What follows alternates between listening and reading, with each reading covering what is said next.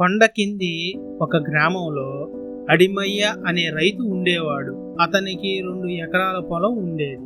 దానిలో రకరకాల కూరగాయలు పండిస్తూ ఉండేవాడు. పండించిన కూరగాయలను ఊర్లోనే అమ్ముతూ జీవనం కొనసాగిస్తూ ఉండేవాడు. కూరగాయలు ఎవరు అడిగినా ఇచ్చేవాడు. డబ్బులు ఇవ్వమని బలవంతం చేసేవాడు కాదు. కొన్ని రోజులు పోయాక ఇస్తాం అనేవారు. వారి కష్టాలు తెలిసిన అడిమయ్య పర్వాలేదు, మీకు కుదిరినప్పుడే ఇవ్వండి అనేవాడు. అడిమయ్య పొలం కొండకు అవతల వైపు ఉండటంతో వానాకాలంలో కూడా అతని పొలం నీట మునగకుండా చక్కగా చేతికి వచ్చేది.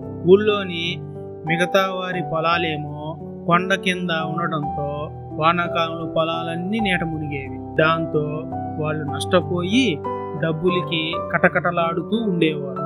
అందుకే అడిమయ్య తోచిన విధంగా అలా కూరగాయలు ఇస్తూ చేతనైన సహాయం చేసేవాడు. ఇప్పటిలాగే ఆ సంవత్సరం కూడా వర్షాలు బాగా కురవడంతో చెరువు కట్ట తెగిపోయి గ్రామంలోకి పంట పొలాల్లోకి నీరు చేరి కష్టపడి సాగు చేసిన పంట చేతికొచ్చే సమయానికి నీళ్ల పాలవడంతో గ్రామస్తులంతా విచారంలో మునిగిపోయారు. పంట చేలన్నీ మునిగిపోయాయి. తండ్రి మనసు తెలిసిన తన కూతురు సింధు కూడా చాలా బాధపడింది. తలుక్కున తన సైన్స్ టీచర్ చెప్పిన ఎత్తు పొల్లాలు అనే పాఠం గుర్తుకు వచ్చింది ఆమెకు.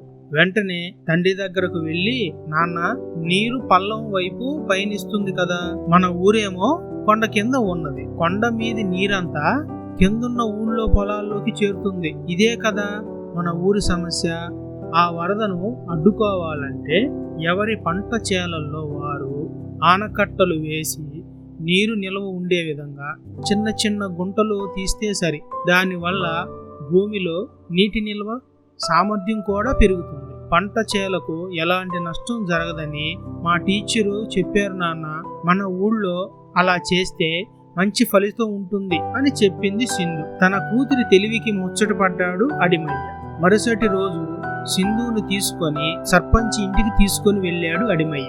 అప్పుడు సింధు సర్పంచ్కి ఉన్న విషయం అంతా చెప్పింది. అంత చిన్న అమ్మాయి ఊరి సమస్యకు చక్కటి పరిష్కారం చూపించడంతో ఆనందాశ్చర్యాలకు గురై సింధును అభినందించాడు సర్పంచ్. వెంటనే గ్రామ సభ ఏర్పాటు చేశాడు. వచ్చే ఏడాది ఇలా జరగకుండా ఉండాలంటే మనమంతా ఎవరి పొలాల్లో వాళ్ళు ఆనకట్లు ఏర్పాటు చేసుకోవాలి. మన గ్రామ చెరువు పూడిపోయింది. దాని పూడిక తీసి చెరువు ఆనకట్ట ఎత్తును పెంచాలి. చెరువు కట్టపై తాటి ఈత మొక్కలను నాటాలి అని అందరికీ వివరించాడు సర్పంచ్. ఆ రోజు నుంచి ఎవరి పొలాల్లో వాళ్ళు గుంతలు తవ్వి ఆనకట్టలు కట్టుకున్నారు. వేసవి కాలం రాగానే చెరువు పూడికను తీసి చెరువు కట్ట ఎత్తును పెంచారు. నేర్చుకున్న విషయాలను ఆచరణలో పెట్టాలన్న ఆలోచన చేసిన సింధును సన్మానించారు. తండ్రికి తగ్గ కూతురని అందరూ మెచ్చుకున్నారు.